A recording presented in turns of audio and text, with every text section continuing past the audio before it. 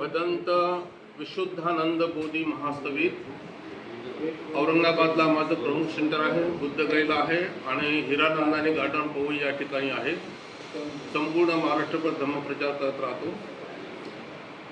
आता येणाऱ्या हा महामानवास मानवंदना या कार्यक्रमाचा मी अध्यक्ष आहे आणि मोठ्या प्रमाणामध्ये या कार्यक्रमाचं आयोजन करण्यात आलेलं आहे। 6 डिसेंबरला मोठ्या प्रमाणामध्ये लोक मुंबईला येतात, जगभरातून बौद्ध भिक्षू येतात। तर 7 डिसेंबर आम्ही निवडलेलं आहे, कारण 6 डिसेंबरला लोक चैत्यभूमीला अभिवादन करण्यासाठी जातात।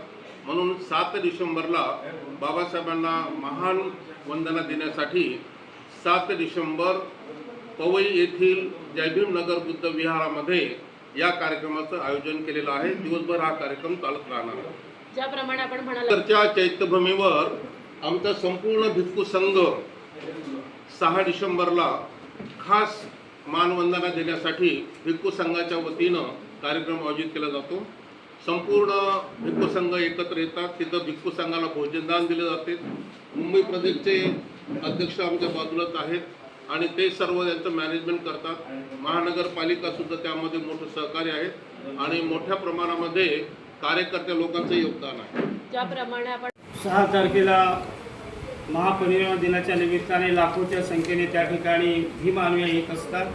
तर त्याचं नियोजन करण्यासाठी जे काही आपण प्रश्न विचारला, जो काही प्रश्न विचारला की तिथे गर्दी, त्याचं नियोजन कशा पद्धतीने असणार, तर त्यासाठी आम्ही 1 महिन्यापासून मुंबई पोलीस प्रशासन यांच्यासोबत आमच्या बैठका झाल्या, महानगरपालिकेसोबत बैठका झाल्या आणि त्याचबरोबर महाराष्ट्र शासनासोबत सुद्धा बैठका झाल्या।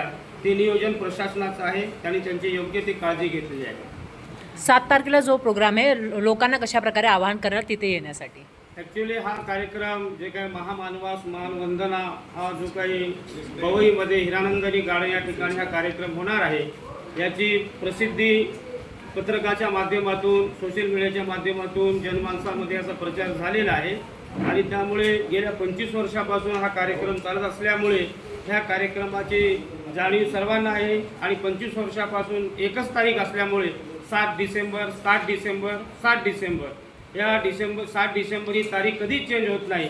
त्याच्यामुळे ह्या कार्यक्रमाची माहिती सर्व लोकांना आहे, त्यामुळे मोठ्या प्रमाणात प्रचार प्रसार झालेला आहे।